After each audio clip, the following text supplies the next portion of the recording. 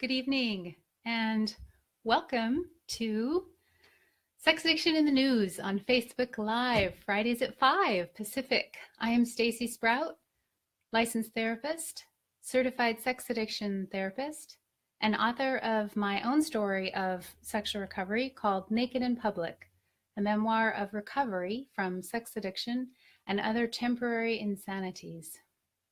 Thank you for joining me this evening, our third broadcast. I created this show, Sex Addiction in the News, because I'm passionate about destigmatizing the conversation about sex addiction so that those afflicted can get help now. This show is intended to be educational, created for anyone who's interested in what the world is saying about sex addiction. This week, I'll be checking the live feed at the end of the show for questions and comments, if there are any, and give live responding a try. So glad that you could be here. Our headline story this evening comes from the Los Angeles Times by Mark Olson on March 9th, 2018. From DM to SXSW, the collaboration that led to Mark Duplass and Charlene de Guzman's Unlovable. DM stands for direct message on Twitter from comedian and actor Charlene de Guzman, who'd entered sex and love addiction recovery and decided as a creative person to create a script for a movie based on her own story. She sent it to Mark, and guess what? He liked it. So they made a film, and it's called Unlovable, and it recently had its world premiere Saturday, March 10th at part of the South by Southwest Film Festival. So this was an article from the Times about the movie, and it's an interview of Charlene. So I'm just going to read a little excerpt from the interview, and you can check it out on the link below.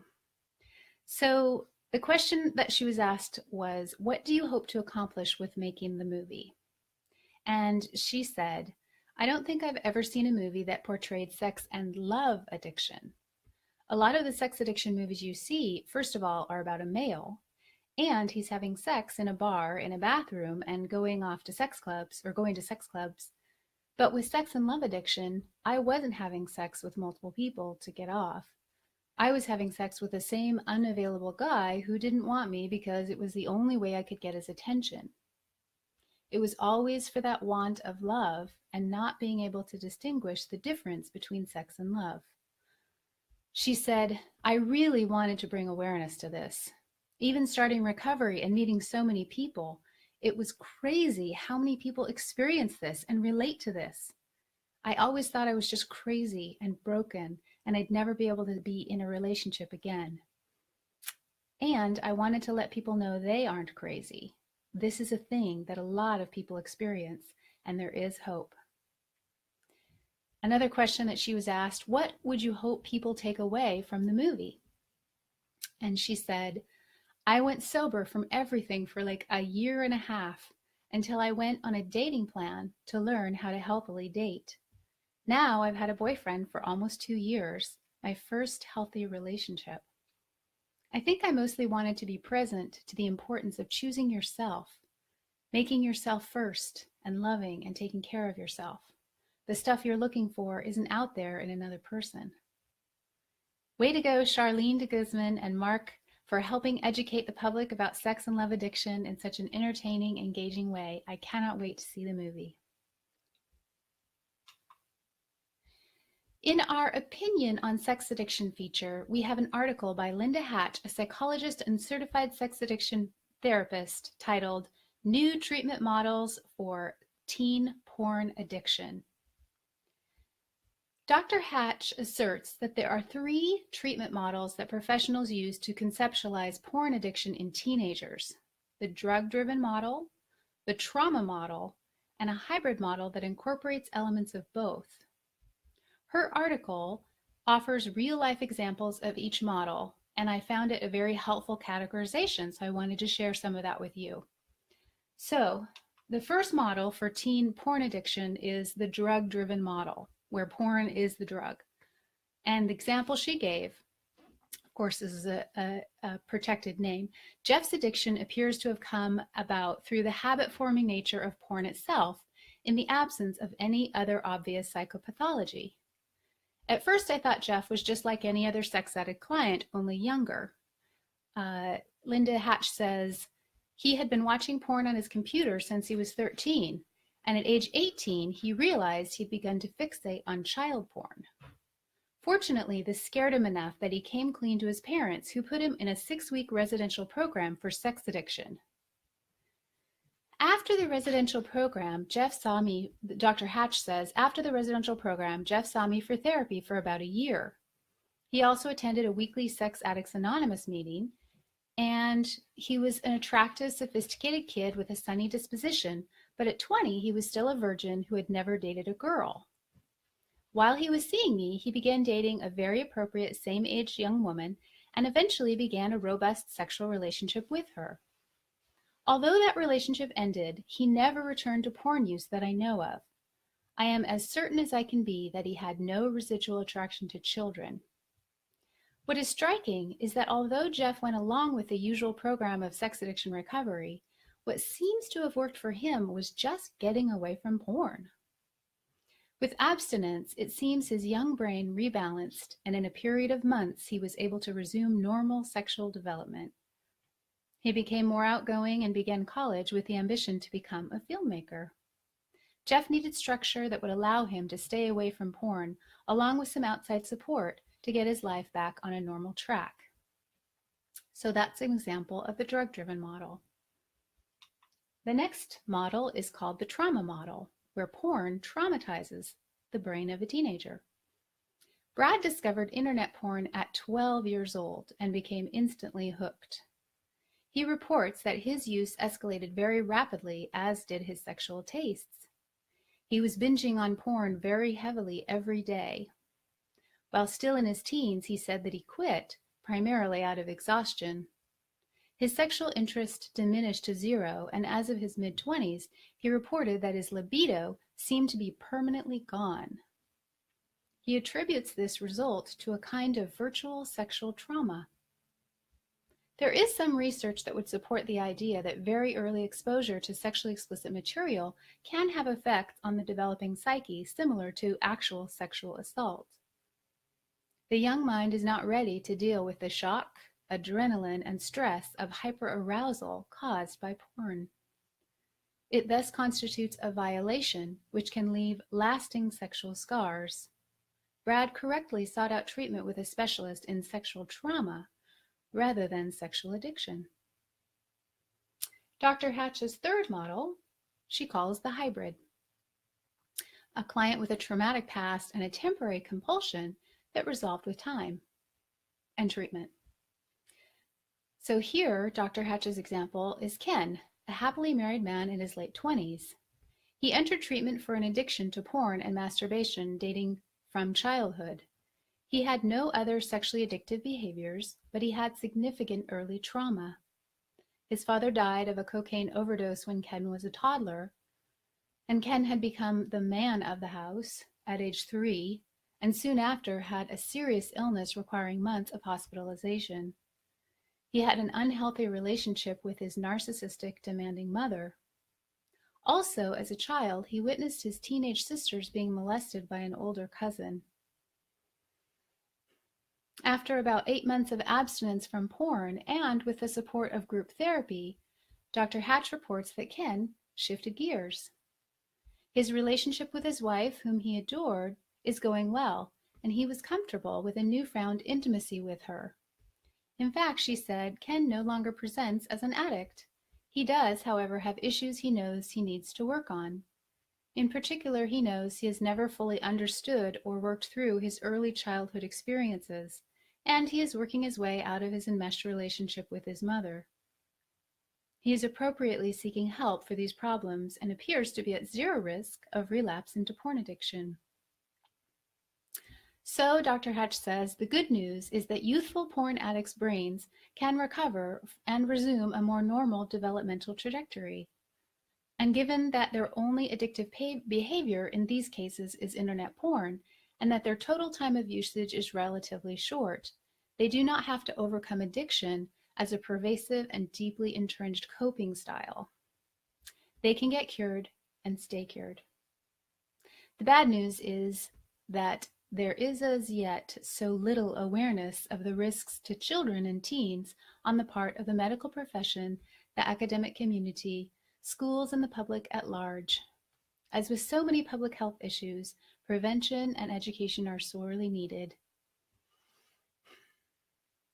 Find Dr. Hatch at www.sexaddictionscounseling.com on Facebook, at Sex Addictions Counseling online or .com, or Twitter at SAR Resource. She's always a great source of opinions. In Partners and Families and Sex Addiction, tonight we consider the children. How are children impacted by growing up in a family where a sex addict is a member? Let's hear from sex addiction expert Ken Adams on this vital topic, particularly regarding a child who has a parent who is a sex addict. So children are very much impacted by growing up in a family with a sex addict as one of their parents. And there's a number of ways that can happen, and there's a number of ways that you can think about dealing with that. One of the ways is through the exposure to the parents' behavior, either watching them or seeing them with pornography, and then being curious or traumatized by seeing. So you have an 8-year-old walking on his father masturbating to pornography. Very traumatic for children. The key is for children is not to overstimulate them before they're developmentally ready to process what they're witnessing. That's always the key for parents as they start to ask questions about, is this too much? So that happens. The conflict between the parents is also part of what impacts the kids. So it's exposure to their sexual behaviors, also affairs. So invariably, when we, in my practice, we had people who, I knew my dad was having an affair. I knew my mother was having an affair. Kids know. Parents think they're hiding it. Kids know. Almost all the time, kids, particularly your firstborns and your lastborns, are always tuned into the marital relationship. And they, more than the other kids, can often be really quite attuned to that. So it's important that the kids understand in the treatment process what's been going on without overexposing them to too much information. So at a young age, at a 5-year-old, your father and I have had some problems and we're working on them. If the kid has been exposed to pornography, the father says, I shouldn't be doing that. That hurts your mother, and I'm working on that. So it's important to let the children know that you're getting help, but not giving them more information than is needed. And one of the problems that we see sometimes when that's broken is sometimes the partner or spouse, in their anger, understandably, will want to tell the kids what the other parent did sexually. And what we see is what we call a secondary trauma issue, in which the child is now damaged by the revealing from the parent who has been angry. Your father has had affairs with prostitutes to a 12-year-old girl. It's not the thing to do, even if you're angry with your husband. As much as it makes sense that you'd want to do that, it becomes its own traumatic experience with the children.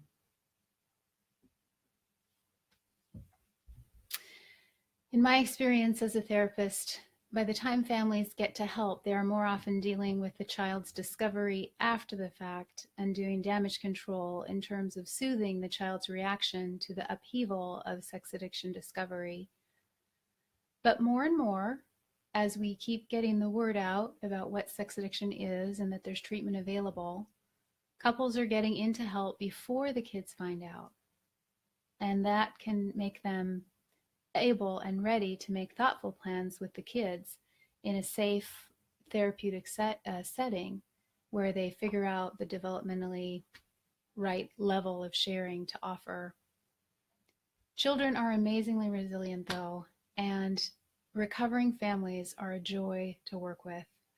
One family I know has become a beacon for their teenagers' other friends who all want to come over and learn about what sex addiction is. So they're having to deal with how do they deal with those kinds of conversations. But the curiosity makes sense to me. I think one key way we will heal from sex addiction as a culture is through the power of recovering couples and families. More great information from Ken Adams and sexualhealth-addiction.com. He is a global expert on sex addiction and related issues. He has lots of videos out on the web, educational. Just look up Ken Adams or CSAT. He's a certified sex addiction therapist. And his book, Silently Seduced, about covert incest, literally changed my life and brought great healing to my family's patterns of pain, that in the addiction patterns and mental health illness patterns and abuse patterns that went back for generations. So it's a great resource. In LGBTQ and sex addiction tonight, did you know that all addiction in the LGBTQ population is 2 to 4 times higher than that of the general population? Doubled or quadrupled. That's according to Jeff Zacharias, psychotherapist, addiction interventionalist, and clinical director of a place called New Hope Recovery Center in Chicago, which has an LGBTQI specific addiction treatment program. Contributors to this statistic of double or bloopers, double or quadruple addiction in the population of the LGBTQ folks. Their contributors include harmful socialization, deficiencies in the healthcare system for the LGBTQ population, social prejudice, and homophobia, heterosexism, leading to depression, anxiety, guilt, shame, isolation, and low self-esteem. There are LGBTQ-oriented treatments, though, and 2 more include the Pride Institute in Minneapolis, Minnesota, and the Blue Tiger Recovery in Palm Springs, California. And there's many more out there. So gratefully, we're getting some population-specific informed treatment. In sex addiction research, an article that takes us back to Hollywood, where we were last week, is called Addiction and Pornography Research. And it comes to us from the UK, an organization called the Reward Foundation. And again, I'll say that news coverage outside the US is more plentiful and typically of higher quality than inside the US, though we're starting to catch up. There's been some great stories out lately. So here are some key excerpts from across the pond. The current media fest around Hollywood personalities like Harvey Weinstein and Kevin Spacey has focused on the issue of sex addiction and offending behavior. Little has been said, however, about the likelihood of addiction to internet pornography as a contributory factor, a common effect of which is risk-taking behavior, including abuse of power and coercion. The latest pornography research helps to place these issues into context. Seeing these behaviors through the lens of the addiction model, with continued use despite negative consequences, can help us consider appropriate treatments and remedies for those trapped within it. Understanding that the brain is plastic and can change gives us hope that offenders can learn to let go of antisocial behavior if they are willing to do so. It is worth noting the recent research developments into the effects of internet pornography on an individual's physical and mental health and behavior. Here are some links, and they'll be attached to the article on YouTube after I post it, that will take you to the heart of this work. So this is really a macro look at research. The majority focus on the potential for internet pornography use to lead to addiction or to harmful consequences. There are now 37 neuroscience-based studies providing strong support for the addiction model. They've used a wide range of techniques, including magnetic resonance imaging, MRI, functional MRIs, and EEGs. I could try that word, but I'm not going to. electroencephalography.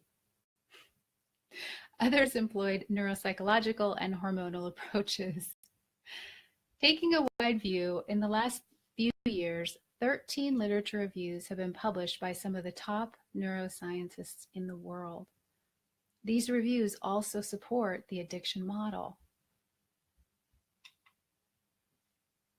There are now 18 studies reporting findings consistent with escalation of porn use or tolerance, habituation to porn, and even withdrawal symptoms. Escalation, tolerance, and withdrawal are strong indicators of an addictive process. Over 40 studies now link porn use to poorer mental and emotional health and poorer cognitive outcomes, and there are now over 25 studies linking porn use to unegalitarian attitudes toward women. We're going to talk, we'll hear a little bit more about that coming up.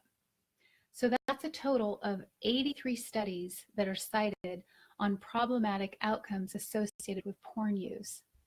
And there's more than that in the article, so I encourage you to check it out. So my comment is that anyone who says there's no research on sex addiction or no credible neuroscience to validate the sex addiction or porn addiction model either needs more education or has their own hidden agenda to spread disinformation. I'm interested in educating people about what research is teaching us and how we can successfully intervene to help people.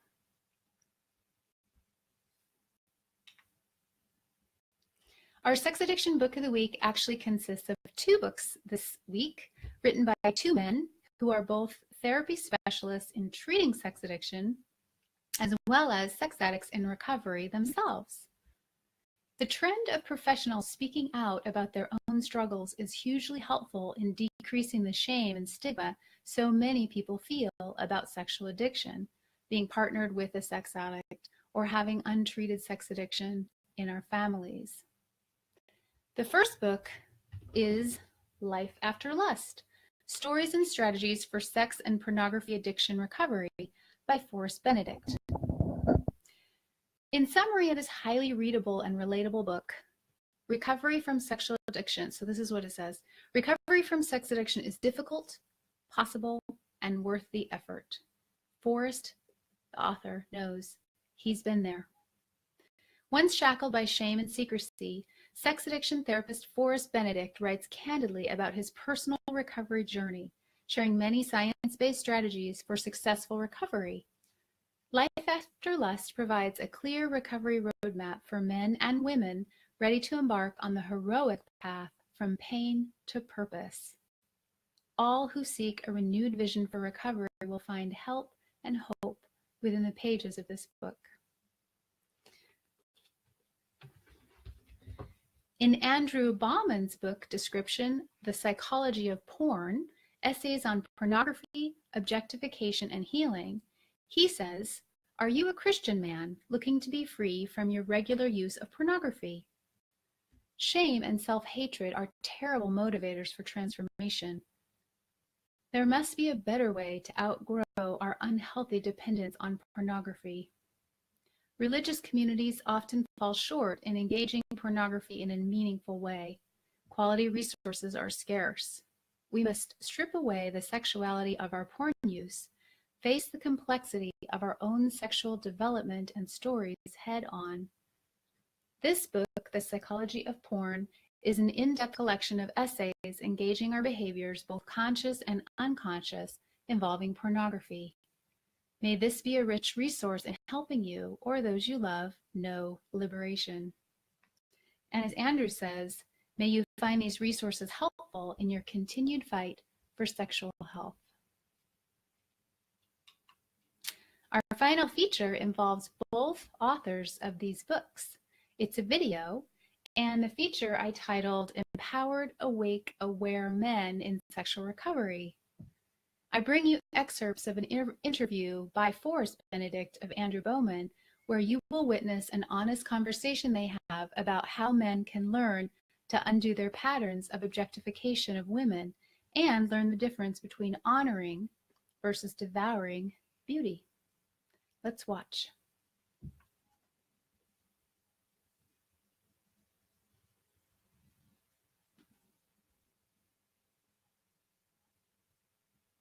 Let's watch. Come on. Not sure. There we go. Another idea of that, I truly believe that pornography leads to objectification, which leads to misogyny, which ultimately can lead to violence against women. And specifically for men, how do we begin to take responsibility for our own porn use that it leads to objectification of women? And how do we undo that? Because the hatred of women is the next step.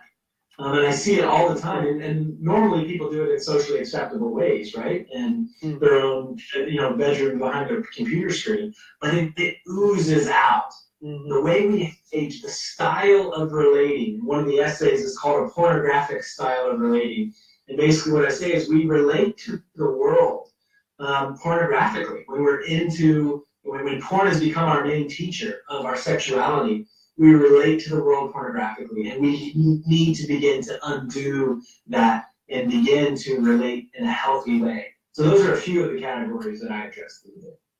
Yeah, and that idea that you just shared as far as the misogyny and the objectification, I really resonate with that, and I hit some of that in my book. And honestly, I feel like there aren't a whole lot of resources talking about that right now, but it's so needed in our culture and just politics even. And I really appreciate that you have the courage to face that head on and just be like, this is real.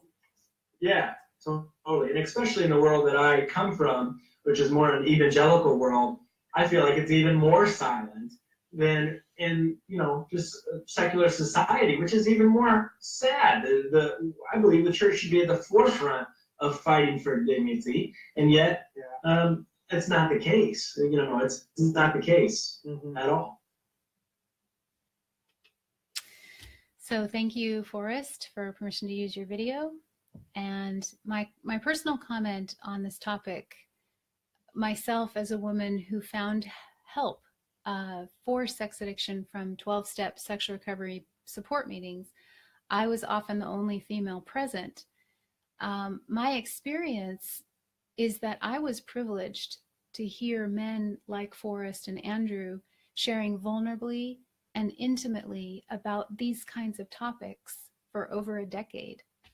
So although we hear many stories of the harms men do to women and to other men, there is a new generation of men that is emerging who have an entirely different ethic and personal integrity around their sexuality.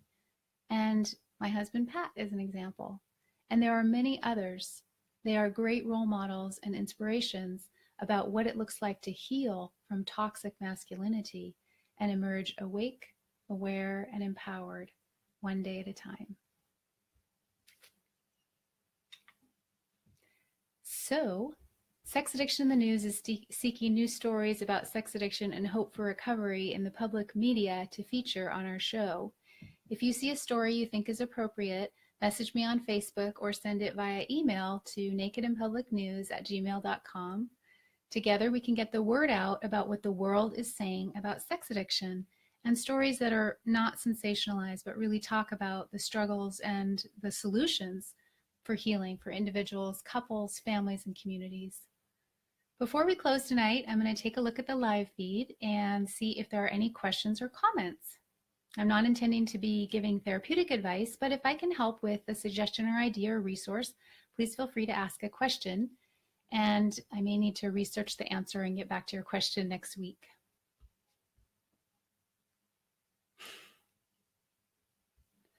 I did not set anyone up to ask me a question, so there may not be any this week.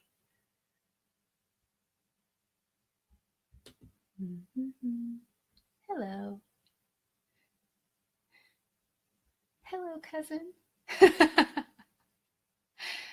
I don't know if my mom and dad are watching, but my dad's birthday was this week, so happy birthday, Dad. You're awesome. My dad gets more exercise than I do. He's 77. He golfs all the time. Well, I'm not seeing any questions, so I'm going to keep getting the word out, and I think that is all we have for tonight. Thank you for joining me for this week's show. I'll be back next Friday on Facebook Live at 5 p.m. Pacific at my author page for another episode. Hope you can join me there. And you can catch previous episodes on my YouTube channel, Stacy Sprout. If you're watching on YouTube right now, you can click subscribe under Sex Addiction in the News and get notifications when new shows are posted. Until next time, I leave you with this. Oops. May you feel loved, may you feel cherished, and may you love and cherish others. I'm Stacy Sprout, signing off from Sex Addiction in the News. Mahalo. Have a wonderful weekend. Good night.